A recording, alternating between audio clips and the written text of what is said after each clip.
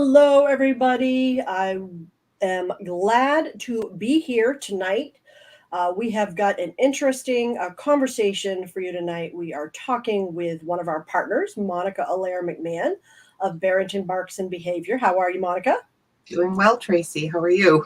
Doing well, also. Thank you. And this is a very important conversation tonight. If you've been with us here since the start of the month, you know that it is Pain Awareness Month. And we are talking specifically as it relates to canines. And tonight, Monica is going to be talking to us about what is the link between pain and behavior. And, you know, what I've noticed is, at least in this area, it seems more lately, this is coming to light. My dog is having a behavior problem, and people are now finally realizing that it could be related to pain versus some of the other, issues that behavior is related to. So this is a really important conversation, guys. We did actually start out the month with this topic with Dr. Lisa Boyer in our Ask the Veterinarian series. So members, if you did miss that conversation, you can watch that replay in the library. And then this is going to continue that conversation as well. Monica was also at that presentation, so I know that she'll continue what we started there with Dr. Boyer. So without further ado, I'm going to ask Monica to jump into her presentation here. You'll learn a little bit more about her and this very important topic that we're going to talk about tonight. So welcome, Monica. Thank you, Tracy. So you're in charge of my slides tonight, which All right. So if I fall asleep here, you just say, get going. No problem at all. Most of you probably know me. I'm Monica Allaire-McMahon. My business is Barrington Barks and Behavior. I just recently graduated from the Nordic Education Center for Ethical Dog Trainers. So I'm a dog trainer and behavioral specialist through them. I also am a Karen Pryor Academy certified training partner, a dynamic dog practitioner, and we specifically are trained to address pain and behavior. I'm a mentor for the CARE community, which is a group run by the Nordic Education Center. I developed Sensory Explorers, which is a multi-sensory environment, and I'm going to talk about that a little bit later on, and a few other things you see there. So go ahead, Tracy. So you heard Dr. Lisa Boyer gave a wonderful talk the other night, and parts of our talks are probably going to be a little bit of an overlap, but when we get to those parts, we'll just breeze right through. I just wanted to start by saying, as a dynamic dog practitioner, I am trained to highlight areas of concern on a dog, but the only person in any field, it doesn't matter what behavior qualifications you have, the only person who can diagnose is a qualified veterinarian. I want to point out that when those diagnostics are being run through and made, pain can't actually be seen. So your veterinarian is going to be looking for areas of abnormality, trauma, etc. But pain itself is not something that can be seen on an X-ray. It's a symptom. It is not the disease itself. Go ahead, Trace. So just a little overview, what is pain? It's an unpleasant sensory and emotional experience. It's a mechanism for survival that alerts an animal of damage or threat to their body. It is imperative that we have these systems in place so that we don't continue to damage whatever area and that we can avoid continuing damage. So pain functions to protect the body from further injury. Pain is a unique experience to each individual. We can no more say, Tracy, I know exactly what you're experiencing when you have a headache, than we can look at a dog and say, I know exactly what their experience is. Their experience of pain is unique to them based on many, many factors. And the difference, and I think Dr. Boyer might have talked about this, the difference between humans and dogs is that we can speak out when we're in pain. We can go to the medicine cabinet and get a Tylenol for a headache. Dogs are totally dependent on us to address their pain, to listen to them, what they're telling us through their behavior, and to act on that. You can go on to the next one, Tracy. So Dr. Boyer kind of went through these different types of pain, so I won't spend too much time on this, but peripheral, neuropathic, somatic, all affect different parts of the body in different ways. And I'm adding one here, which is social pain, because it does correlate and relate to physical pain. Social pain is the pain we experience from rejection from our social group or isolation from our social group. And some really interesting studies have been done that have shown that social pain is processed in the same part of the brain as physical pain, and it may be even more damaging than physical pain. You can go on to the next slide. Well, I'm curious, Monica, do you... back here. Do you think dogs experience social pain? Oh, absolutely. Okay. I mean, the easiest thing we can point to, Tracy, is what we call separation distress. That's true. I was thinking within packs, I guess. But you're right, between the human relationship. Yeah, that makes sense. Dogs grieve the loss of a human or another canine family member or a different species. Dogs suffer when they're separated, and because we've spent so many generations manipulating the breeding of dogs and have created a highly social being, that some studies have shown that dogs are actually, although it's very important that they have social contact with other dogs, their relationship with humans might even be more important to them, individual based. Interesting. So yes. Again, Dr. Boyer covered this, the difference between acute and chronic pain. Acute, we're talking about something that happens, an injury, and the acute phase is over when healing has occurred, where chronic pain is maladaptive. And even when healing occurs, you still can suffer with the pain. And some things don't heal. Yeah, scarring can contribute to the experience of pain. Just a little bit more, allodynia. I know we've talked about this in one of my previous talks. If you have a dog that appears to be in pain, and that could look like a fear response when you touch them, it could be that they're in this process of allodynia, where things that shouldn't cause pain actually do. And of course, the other kind is just an increase in pain from things that, yes, are painful, but the experience of it is magnified. We can go on. So what does all this have to do with behavior? There was a time, and Tracy kind of talked about this a little bit, that we didn't really consider the effect pain had on behavior, but it absolutely has an effect on behavior. Physiologically, pain can affect inflammatory pathways in the body. They can affect the gut-brain axis, how the gut communicates with the brain. Pain can interfere with how we use energy sources. Oops, I lost my presentation. There we go. Pain can affect the brain in the way that the electrical activity in the brain and the way it communicates to the rest of the body.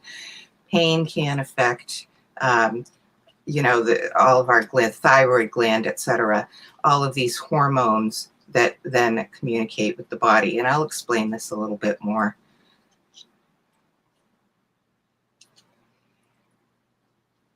So when we're looking at an animal in pain, we need to consider that the experience of pain itself and a possible fear of future pain triggers stress pathways.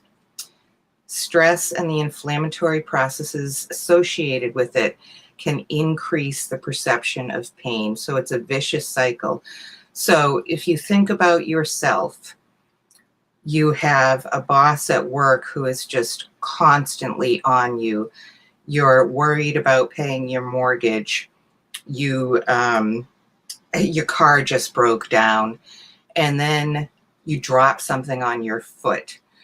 Because your stress system is already on overload, your experience of pain is increased.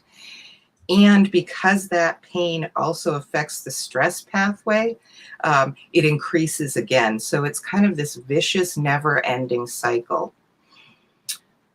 Allostatic load is the amount of stressors that the body has to deal with, and not just stress, but what the body has to deal with before it can return to balance, to homeostasis.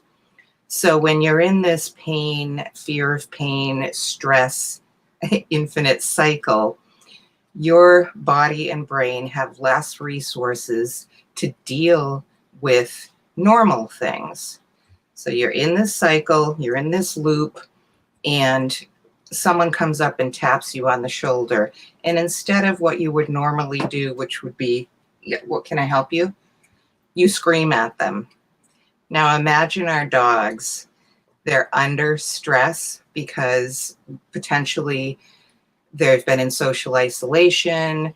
They don't have enough control over their lives. They weren't able to sleep well, and they've got a lower back problem. They see another dog who looks at them funny and they lose it. They are not able to process those normal situations in a normal way. They start exhibiting these over-the-top behaviors because their body is doing all it can to try to return to homeostasis and deal with this pain and fear of pain. Do you have any questions about that, Tracy? That was kind of a mouthful. No, I don't. I did post if people have questions to let us know. Okay. So we can go on. And I'm sorry, can you go back for just a second? Oh, sure. Sorry about that. Yeah, so remember from my last talk, I talked about those inelastic needs, those things that an animal needs to participate in to maintain life. When the allostatic load is too big, it reduces their ability to meet those inelastic needs. Now you can go on. So they're not able to eat properly, take care of their bodies. They're not able to get good quality sleep, and they certainly don't feel safe when they're in pain. And we can relate that to ourselves. If you have an injury, you're going to be hyper vigilant about anyone getting too close to you, about possibly if it's your toe you've broken. Every step you take, your brain is going to be like, be careful, be careful, be careful. You're using a lot of energy in self-protection. And we know that, the inability to engage in these inelastic needs results in more stress. And then you're back in that pain loop again. And certainly the elastic behaviors drop off. A dog in pain, in chronic stress, is not typically going to be putting out the energy to play or explore, and certainly not to reproduce, because they're in a survival type of mode. You can go on.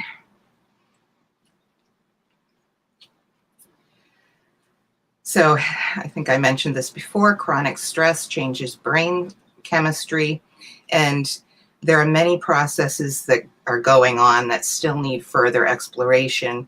But one thing that we have a basic understanding of is with this chronic stress, you have increases in cortisol, and cortisol inhibits serotonin from binding to specific receptors involved in pain perception. So these changes in brain chemistry affect how the individual experiences pain. That's a known fact. I will mention that the stress response is a normal process. We need to have a stress response in order to keep ourselves alive. The stress response occurs when we need to ready ourselves for action.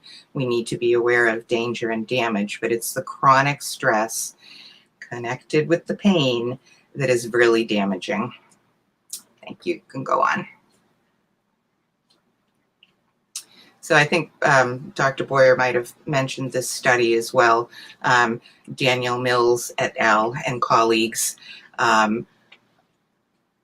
veterinary behaviors from all around the world participated in this study, and they tracked the clients that they were seeing as behavior cases, and they found as many as 80% of behavior cases had a component or correlation to pain, either as the behavior was a direct result of the pain, it was underpinning, it exacerbated the behavior issue, or it just accompanied it. So this is a studied area. It's not just someone's opinion. You can go on, Tracy. So what that tells us is that, boy, if we have a dog who is struggling with something, we need to look more in depth to see if there's a pain is a contributing factor. I mentioned social pain in dogs, and because social pain can cause stress, which can affect the perception of pain, we really need to be aware of this. Dr. Frank McMillan is probably the leading expert on this. He has a free webinar if you're interested on Maddie's Fund Education, no cost to you. It's really interesting to think about how this rejection and isolation can affect dogs. And if you have a dog who potentially is alone for lengthy periods of time, and they have some kind of muscular or skeletal pain, it's going to be magnified. So we really need to think about, is my dog suffering multiple kinds of pain, and what can I do about it? You can go on, Tracy. So what are the signs? I know Dr. Boyer also talked about this a little bit, but the first thing we can do is we can look at our dog. Their body tells us so much. The responsibility is on us to learn their language so that we can best interpret what they're telling us. I think I mentioned before, oftentimes pain is expressed in a similar way as fear. It could look similar. If a dog is in pain, it could look similar to a dog that is fearful. And, because emotions are fluid, that fear, drop out of fear and come into rage. And these are Jack Panskep's 7 core emotions. It doesn't necessarily have to stay as fear. It can then result in rage. Physical changes in the body, and that's, we're talking about gait changes. We're talking about weight compensations. We're talking about postural compensations, muscle asymmetry, and I'll talk a little bit more about those. Of course, behavior changes, that's what we're talking about tonight, and I will go into that a little bit more. Physiological changes in an acute occurrence, so that would be I broke my leg, I go to the doctor, or your dog goes to the vet, their heart rate is elevated, their blood pressure is up. Typically with chronic pain, heart rate and blood pressure are not still elevated. And the way the dog tries to tell us that they are experiencing pain, starting perhaps at a low level, but then escalating those types of communication, whether that be through whining, growling, moving away, barking, lunging. Dogs have a beautiful language, and typically they will use the most energy efficient and most peaceful language to begin with. But if we don't hear them, they need to tell us in a more, in a louder way so that we'll pay attention. Go on, Tracy. So these are just a few of the things that we might see with an animal in pain, and you can just kind of look those over. Some of them might surprise you, you know, an animal that's constantly in motion. We might think, okay, this animal's having some pain or discomfort, they're just going to be laying motionless.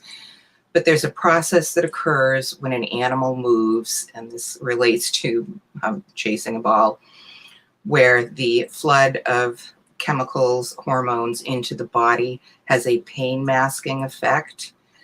And dogs are smart enough that they feel those pain masking effects, so they continue to move. You might have the dog that can't seem to settle at all, because when they do settle, that's when they feel that pain more. And perhaps we can relate that to ourselves even on a smaller scale. You go for a hike in the Grand Canyon. It's gorgeous. You go and you go and you go. And when you're done, you realize, oh my God, I really have some discomfort, not during. Things like resource guarding, pulling on lead is another one. Is your dog trying to continue to move? Are they trying to maybe escape some discomfort from the equipment they're wearing? You know, all kinds of things there. Fear, anxiety. There's been some really good studies about how pain and that chronic stress results in increased fear and anxiety. We can see that as well with things like noise sensitivity, and I know I've talked about that before. My neck is killing me, as an example. Someone drops a pan, I startle. Ow. You know, is your dog, is that their experience that they're sore somewhere, or is it, you know, that sharp noise hurts their ears and they've got an ear infection? So we can go on from there. So what can we do after that, you know, little fast tour through pain? We're going to take action. You can go on, Tracy. And the first thing we can do, and I would really like, Tracy, can you see comments from where you are? Okay. Okay. So I would really like everyone anyone who's on, if you just would comment after I give a little explanation. One of the first things that we can do, one of the best things that we can do when we share our lives with dogs or other animals or even other humans, is observe to learn. We can do a hands-off observation. So this is not invasive for the dog at all. I start with capturing a photo of a dog in a natural position. This is not cute, and I'm sorry her head is not facing forward. But I'm going to take a picture of my dog, and then I'm going to look at it, every part. I'm going to start potentially at her head. I'm going to check her ear position. I'm going to look at her neck. I'm going to go down the legs to the paws. I'm going to look at her back, her top line. I'm going to look at any patterns in her coat. I'm going to look hind legs. Now, she's a fluffy dog, so it might be a little harder to, especially from this angle, to observe any muscle changes, but some dogs it's very easy. So if anyone can just kind of shout out and give me an observation from this photo, I would love that. if there's anyone brave out there. All right, so while we're waiting, I'll give you my observation. Okay, great. So and just tell me, are you hearing feedback? Excuse me? Are you hearing my feedback? You're a tiny bit. I don't know why I'm having that, and it doesn't look like I can correct it, but I don't want it to annoy people. What I'm observing is that her rump just seems so much higher than her shoulder area. But Yep. is that just part of her breed, or is that due to? This could be, the only way to kind of define this would be to take a series of photos over time. So is this the way this dog is put together?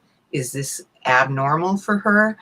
Or is this just a growth spurt? And I can tell you that during rapid growth, puppy through adolescence, it's not uncommon for dogs to be a little bit unbalanced in their growth. And it's controversial, spaying and neutering of young dogs under maturity affects their growth. So she was spayed very early, and that has affected her growth. She is more level now, but if I hadn't taken pictures when she was younger, I would have nothing to compare to. Yeah, good point. Well, we've got several comments here. Let me put these up for you. So Dawn says wider gait. Yeah, good. Carrie says front paws are turned out. Awesome. Marianne says tail is tucked. Yeah. Laura says she looks like she's bracing her legs. Excellent. Ray says very high back end. Beautiful. This person says front feet look like they are pointing outward. And I think she means to say paws are flared, perhaps. Yeah. Okay. Awesome. Yeah, all great observations. That's yeah, really those are fabulous. And, one of the reasons it's good to do these observations is that if your dog has a behavior problem and you go to a vet and you say, I think something's going on, could you test my dog? There's no starting point. There's nothing. Your vet could do thousands of tests on your dog, and we don't have money for that. They need some direction. So when you make observations, then you can go to the vet and say, my dog, she's rotating her thoracic limbs outward. You could just say my dog's paws point out. She's really high in the bum. You don't have to use technical terminology. You just make your observations. Those are all really good. And yes, in this picture, she couldn't be more east-west if she tried. She's quite east-west.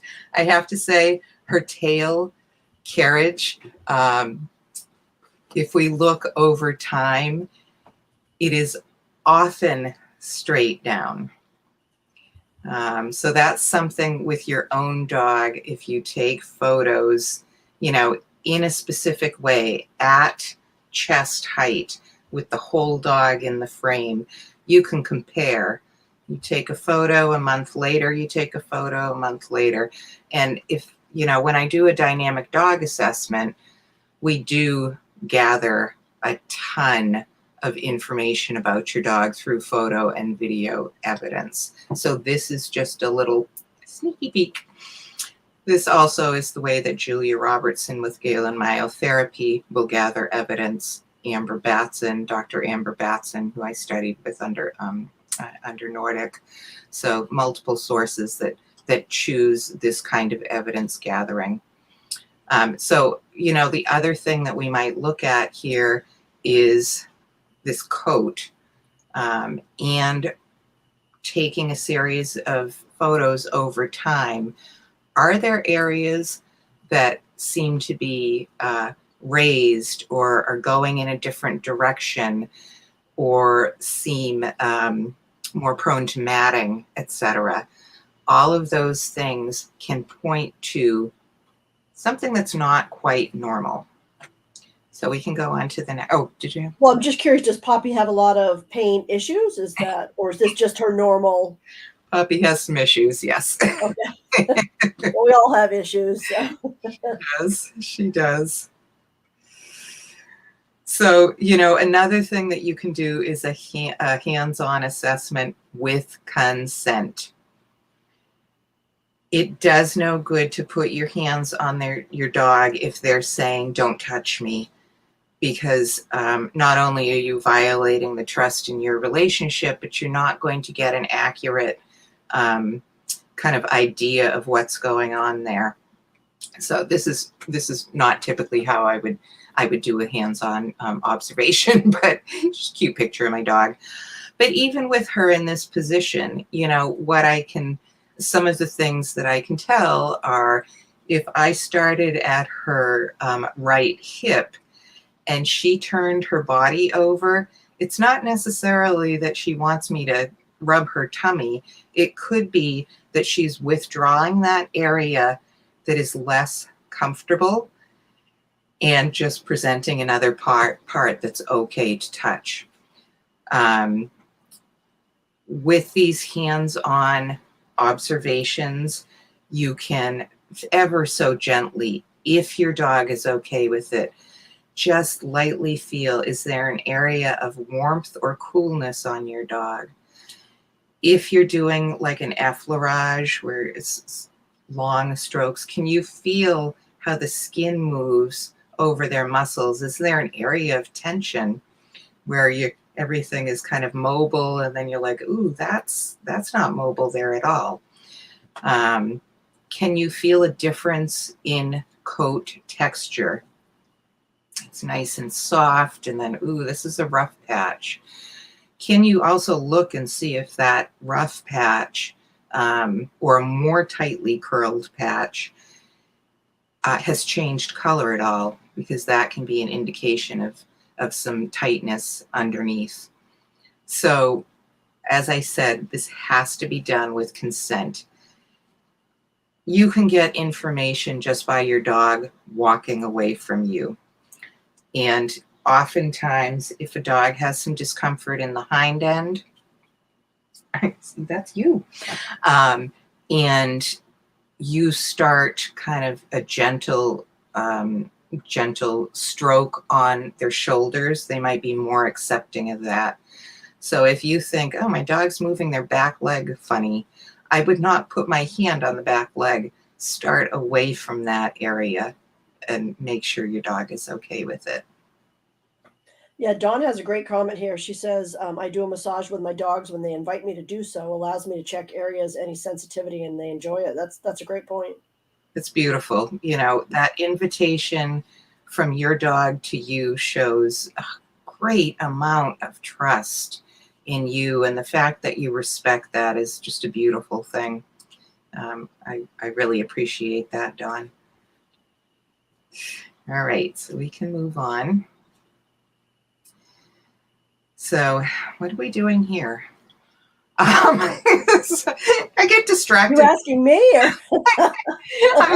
I was just feeling all warm and fuzzy. We're going back to mood again, because the overall mood of our animals and us, as I talked to you about before, can really affect how animals experience pain. And I know I've shared this core effect space before. If we can work, so here we are, what things can we do? So we've done our observations. Now we're going to take a look at mood. Sorry, I had to get myself back on track. You can take an observational week or a couple days and see where you think your dog spends most of their time in. Can do that for ourselves too. Are they overall kind of a depressed animal? Are they overall really panicky, fearful, full of anger? Or are they spending most of their time feeling kind of relaxed, content, happy, playful, and curious? We really need to do what we can to get that overall mood state into the more pleasant side of things, because as I said before, the experience of pain can be dictated by all the stress that comes along with the rage, fear, panic, and depression. Move on. So, and I'm a broken record with all of these things, but, you know, meeting inelastic needs, meeting the need to have some control over your environment. These are also things that can improve the mood of your dog, the overall mood. Are they able to move freely in their home environment so that they can regulate their own temperature? That's body care. Do they have a safe area and good nutrition, a safe area to eat where there's traction underneath, not just the food dish, but underneath the whole dog, reducing that stress load? Because if your dog is struggling, they've got some pain, they're struggling to maintain balance and try to eat, oh my goodness, that's, you know, increasing that stress. Do they have the correct kind of exercise? Are they spending enough time in aerobic exercise and not too much in anaerobic? Water, access to water wherever they are. Good quality sleep.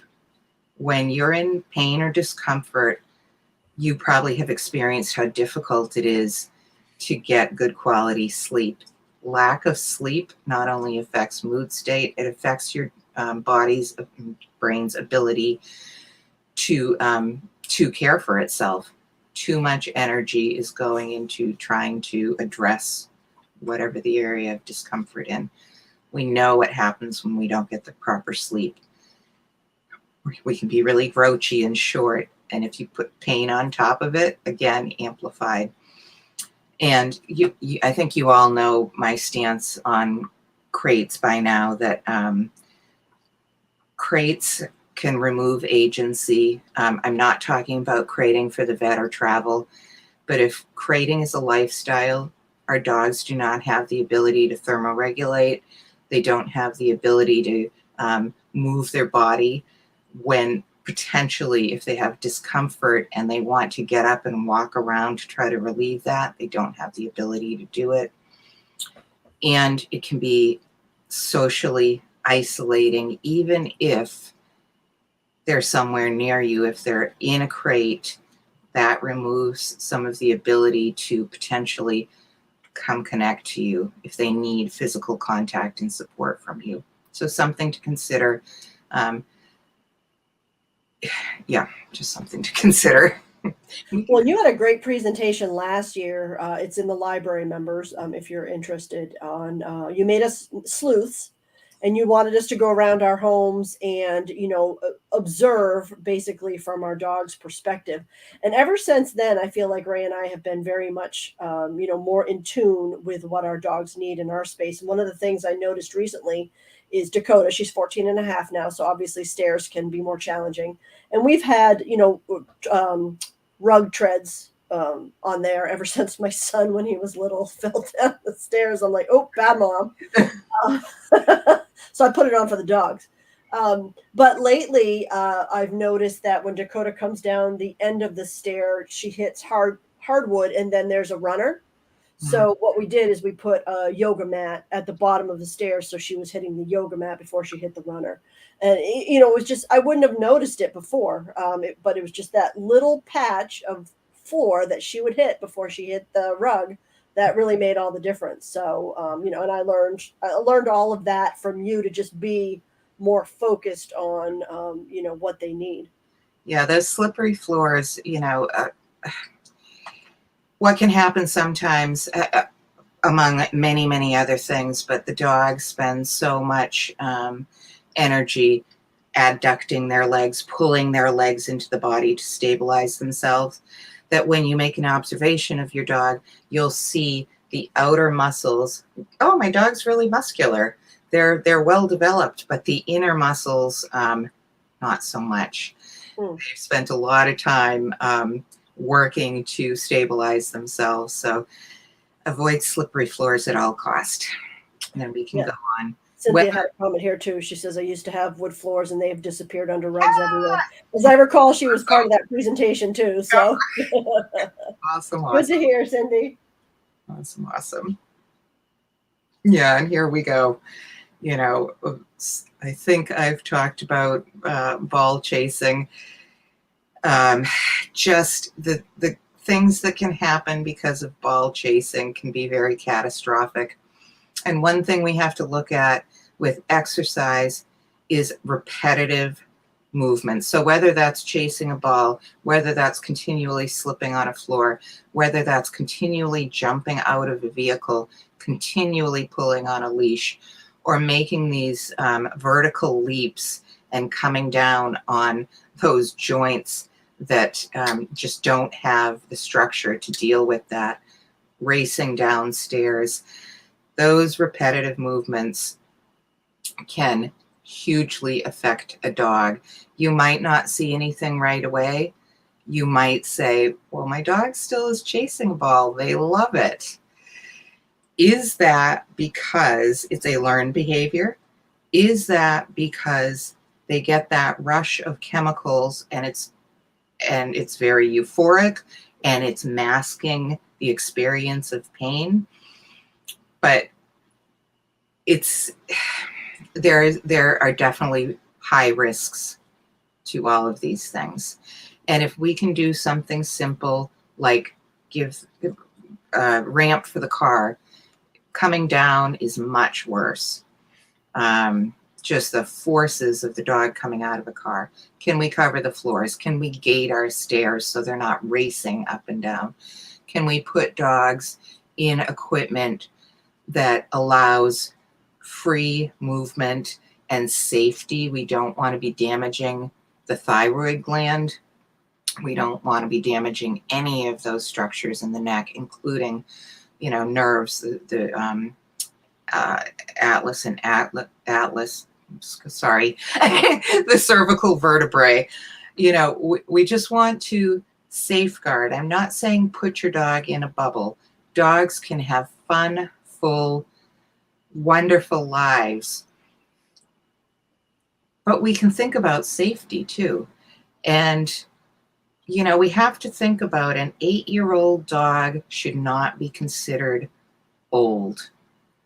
But I'm seeing more and more that seems to be the case because of that dog's lived experiences in our human world with the kind of exercise they do. And canine arthritis is skyrocketing. And we have to look at ourselves. Am I doing something that's contributing to that?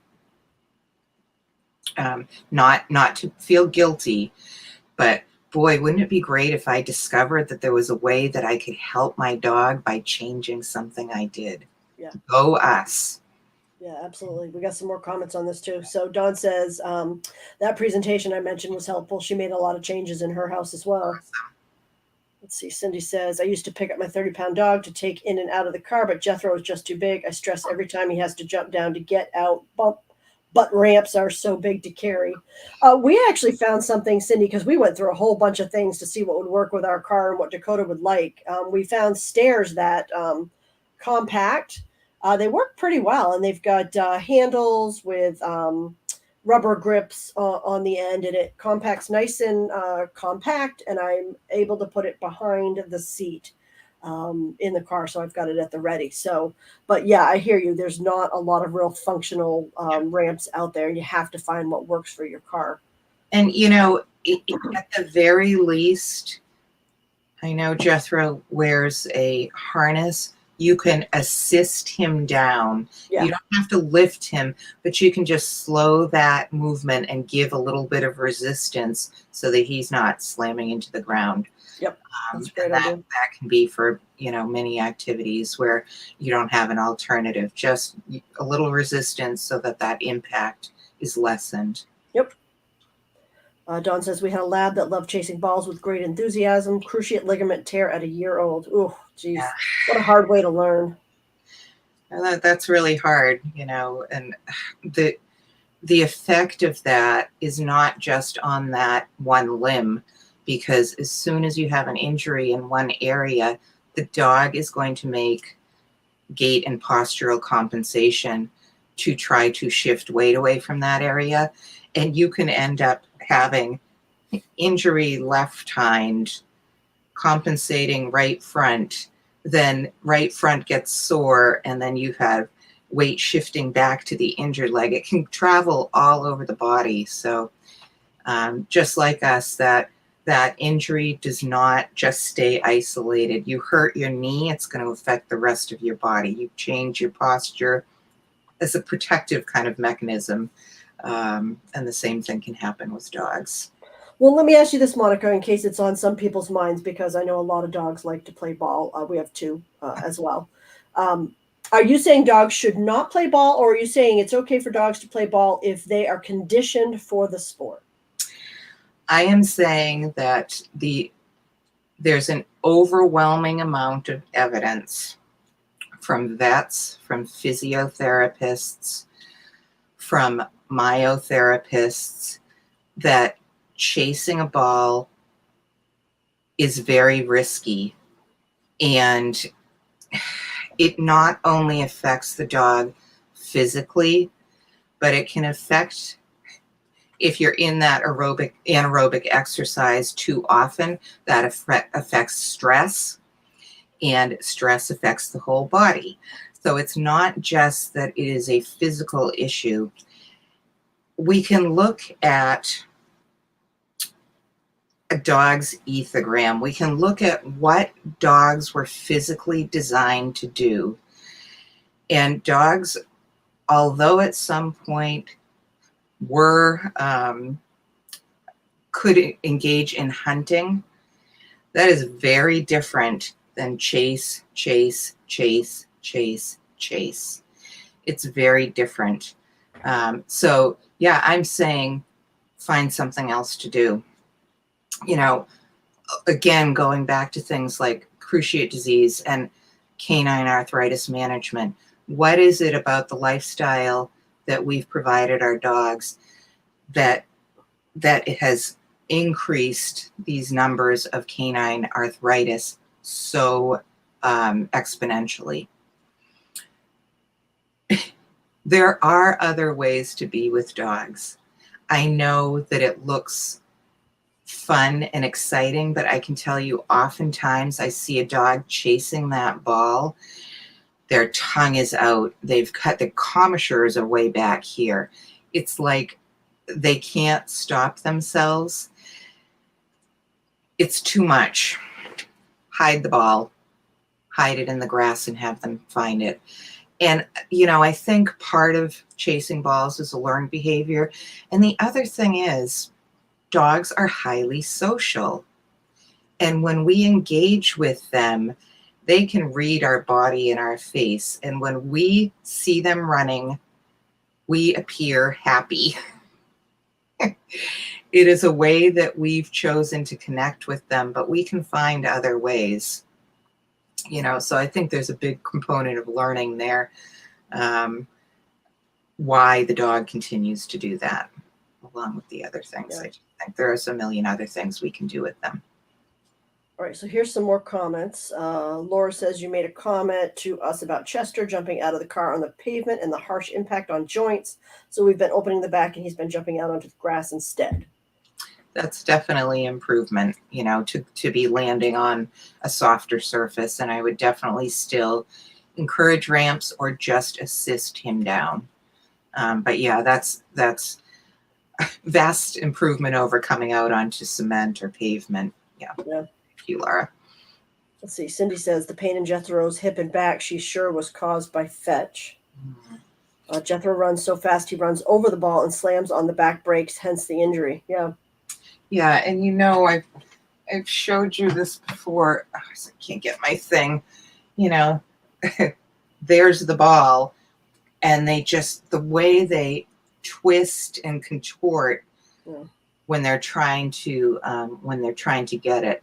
I'm not saying dogs shouldn't run. Dogs should be able to freely choose their pace, but this is a man-made thing.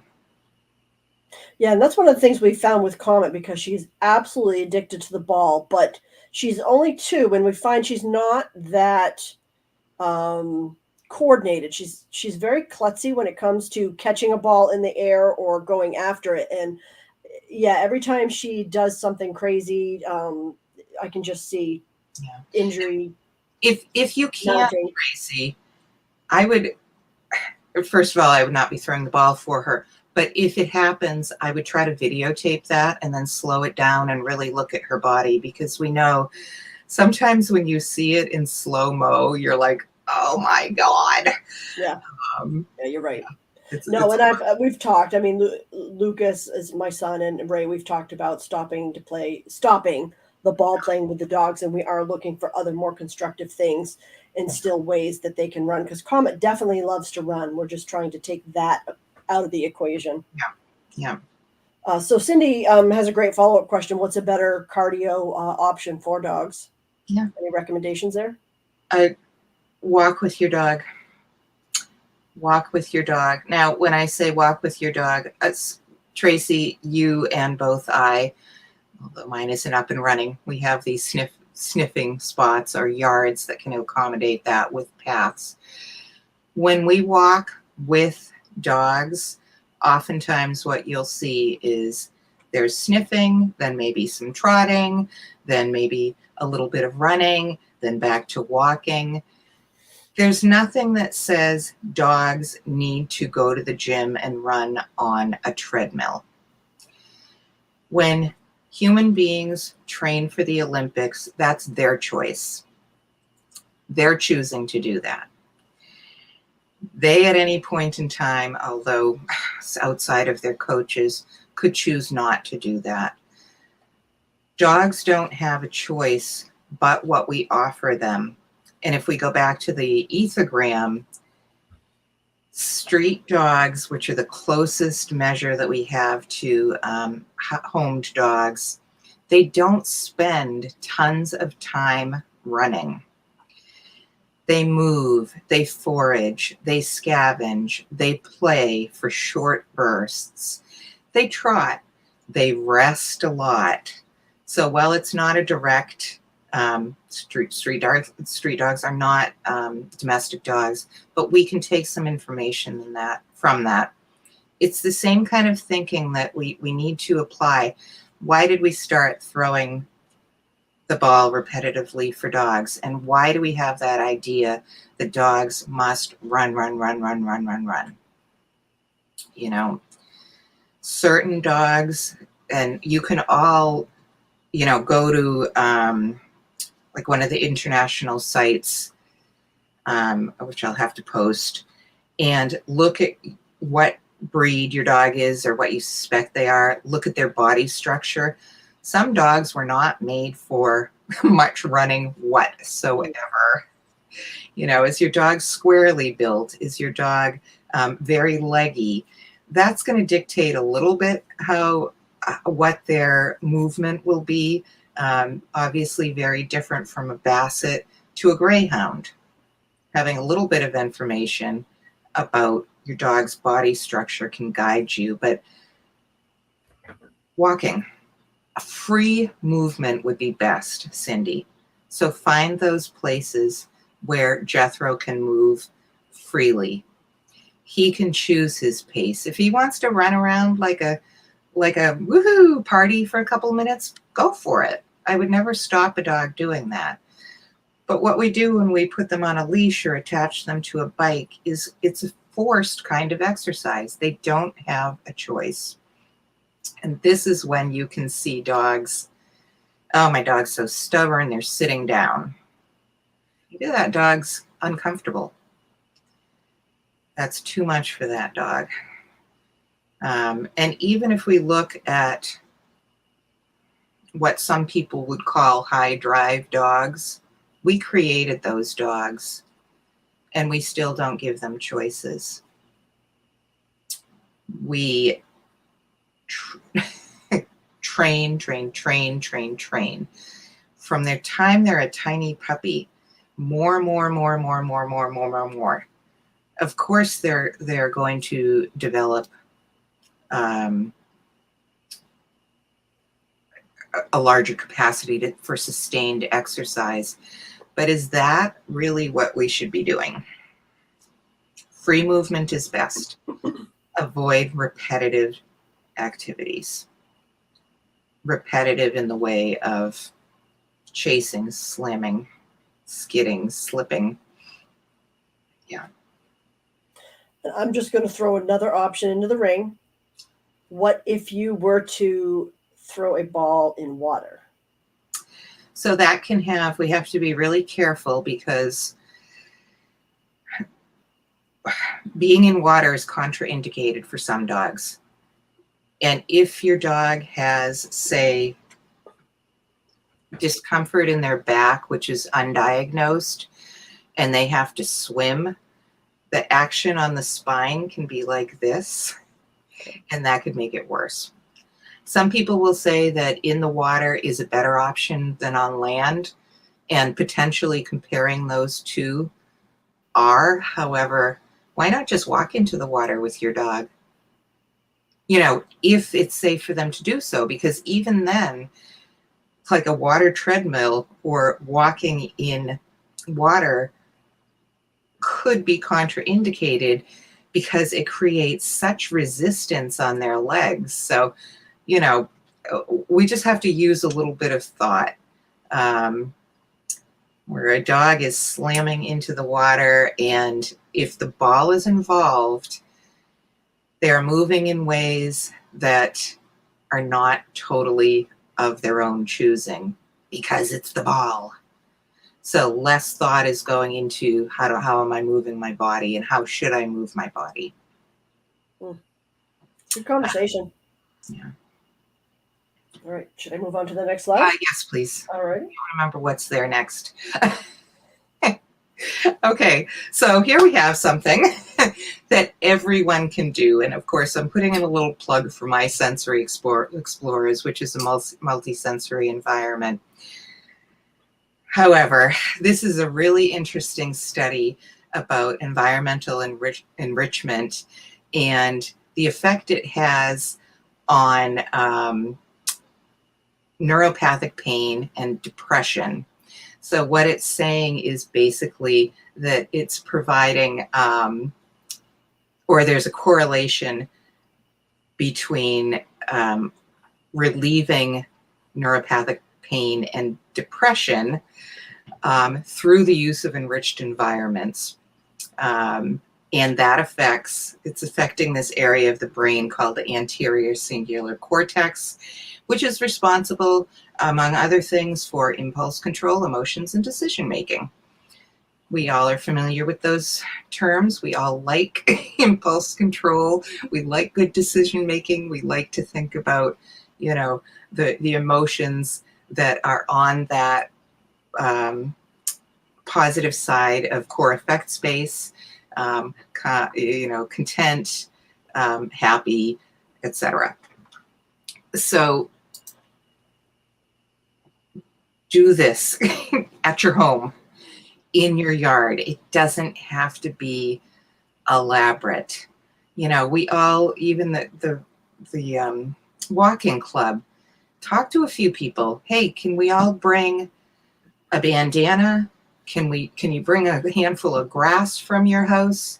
Can you bring whatever might be safe? And we'll exchange bags. Go home and put the stuff out and let your dog explore. There are so many things that go into this that affect the perception of pain. And you're creating an improved mood state. You're allowing free voluntary movement. You are not telling the dog what to do, so they can have an increased sense of agency. They're choosing how to interact with things. And if you think about us, I want to be able to make choices. I don't want to be forced to interact with certain things that I don't want to interact with. I want some control over my life. And I want someone nearby, maybe not all the time, because I like to be just me and my girl. But if I need them, I want to be able to reach out to them for support. And in this enriched environment, you're there with your dog, even though you're not telling them what to do. They know you're there to reduce the chance of social pain. You're available to them, but you're not intrusive. So I cannot say enough things about multisensory environments.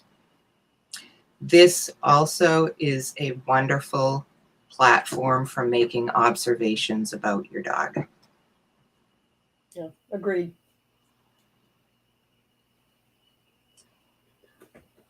So, it's kind of funny when I was writing this, I'm like, take action. And the first thing I'm saying is stop, slow down. But what I mean is just take a minute. You've got potentially this bigger, you do have a bigger cortical region than your dog. No comparisons. We're both humans and dogs, marvelous in our own rights. But take a minute and just, okay, I'm stopping. I'm going to make a little plan. I'm going to observe my dog, the whole dog, not just one part of my dog, not just, oh, he looks happy doing that. I want to make an observation of my entire dog, how they're experiencing the world, what their physical self looks like, etc. That's where the stopping and slowing down comes from, because you can't do these things if you're rushing onto the next thing. And that is supposed to say nothing works. Nothing works in isolation. Your dog is a whole being. It's like us. You can't just do a brain examination and not think about the rest of our body. Everything is connected. I had mentioned this earlier. Learn about what your dog was built for in a natural environment. Go and just check whatever breeds you think they are. I'm talking about their structure. I'm not talking about some website that says your dog is really dominant, you need to control them. No. Talking about how is your dog built, and that ethogram. What would dogs do if we weren't telling them what to do all the time? And I know that part of us telling them what to do is to keep them safe, but we need to just back off a little bit. Learn your dog's body type, observe the whole dog. Well, I'm a little redundant. Make those modifications to preserve your dog's physical and, emotional and mental well-being. Cindy, slow, sniffy walks. And when I say a slow, sniffy walk, yes, we have to walk slowly, but that doesn't mean if your dog wants to pick up the pace for a little bit, I wouldn't stop them. But the bulk of it is not charging along with them. We want to, again, be looking at that overall mood. And part of that is avoiding punishment. Punishment can be as much as, Tracy, I didn't like that. Oh, that's terrible. It doesn't have to be physically abusive. It can be our tone. It can be our mood. It can be what we're putting on the dog. I just am so sick of you. Whatever. I don't think any of us do that, but really hard to improve mood if you are constantly annoyed with your dog. If you're feeling like that, reach out for help, please. We can look at, this hedonic budget, which is all about how your dog experiences those good emotions and what do they do to feel happy. And don't be confused. Happiness does not mean tongue way down on the floor, stress signs, commissures pulled back, barely able to breathe. That is a dog that is stressed from overexercise. Happy looks different from every dog, but maybe it's, beside you on the couch. Maybe it's, look, we've gone to a new environment. Really think about how we define happy and how you define it. Seek perhaps professional help from a dynamic dog practitioner. That would be me. Or, gather your evidence and go talk to your medical professional, your veterinarian. And as Dr. Boyer mentioned, all vets can work differently. So some veterinarians will be more in tune with addressing your concerns about physical discomfort. So what I'm saying is, just if you don't get satisfaction from one person, don't be afraid to reach out to another veterinarian. Yeah, just like you would do, if you had pain, you usually seek a second opinion. Yeah, nothing wrong with that. Yeah. So we can go on. I think I'm almost done. I can't remember what's next. Oh, I have a few resources for you. I mentioned canine arthritis management. I am finishing up my my program with them, so I'll be I can't even remember what the title is, like an ambassador. There is a Facebook group, Dynamic Dog Owners Edition, that anyone can join, and you can see a little bit more in depth about some posture and gait and other things related to your dog's physical. Dynamic Dog website, they have some resources and then a listing of all the dynamic dogs across the globe. Daniel Mills had written that pain study. Julia Robertson, I mentioned Gail and Maya Therapy. She has written this book. And although, there we go. How to build a puppy into a healthy adult dog. Although it's designed for puppy, there's so much good information that can help you navigate environmental changes and exercise and so on. Calming Signals by Tord Rugas, because again, I was talking about how we really need to learn what our dogs are telling us when they're telling us quietly so they don't have to shout. And that's Tord Rugas's book. And this one, can't have that. I have her signature, which I'm pretty excited about. I think Dr. Boyer mentioned the IVP, the International Veterinary Pain Management Association. I might have left out it. They have some owner resources there, so you can do a pain assessment. They have some resources for you to look at. Slow dog movement. I'm a slow dog ambassador.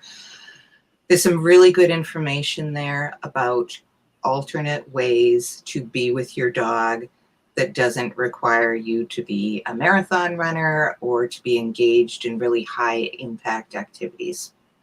Of course, my heart, Nordic Education Center for Ethical Dog Trainers, they have, I think, probably hundreds of videos that are free to watch, that you can learn more about the natural dog. PDTE, that's the Pet Dog Trainers of Europe. I'm an associate member. They have a lot of resources. If you wanted to, you could become a friend and have access to additional resources. And then we really didn't even have a chance to talk about it, but this huge connection between gut bugs, gut health, and how that affects the rest of the body, the brain, etc.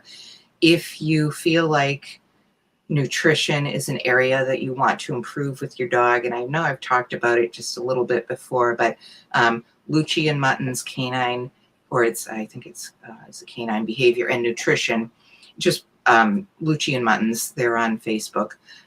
She does nutrition consultations, excellent resource. Yes, okay, I think that might be it, Tracy. Woohoo! Yes, there we are. So, and Laura had one question. She was you had mentioned a word. She wasn't sure the spelling, commissure or something like that. The commissures are the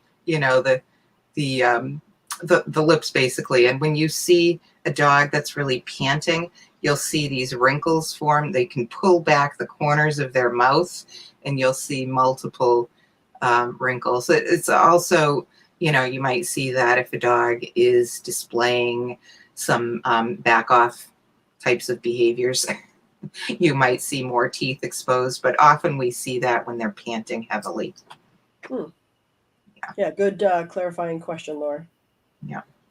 So that was jam-packed, lots of great information. Well, and I just want to follow up and let people know, if you want to know more about this, we do have lots of presentations from Monica in our library, members specifically. Obviously, if you're not a member, you don't have access to that unless you're a member.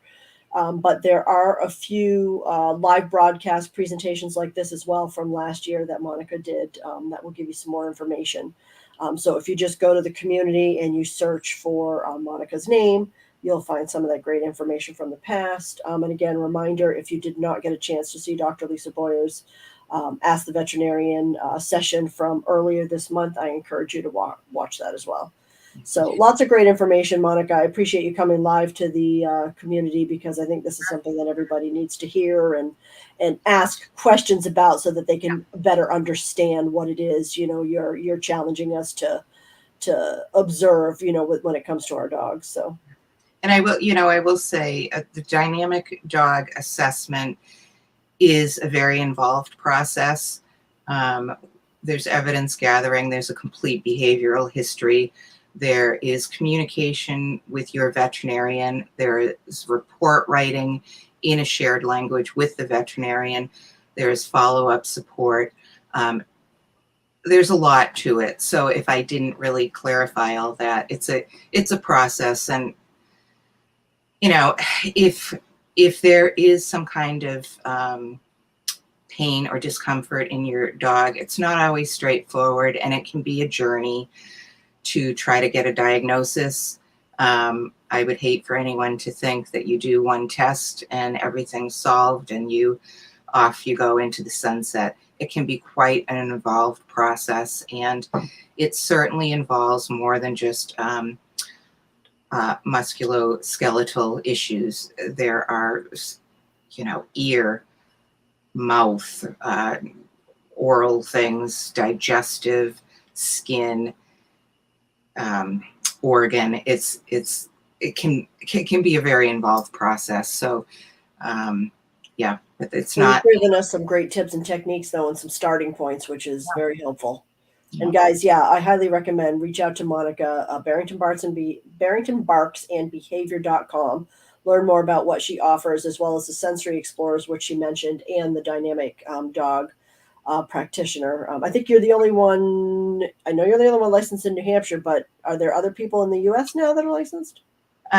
We had one other graduate in New York who is not currently practicing.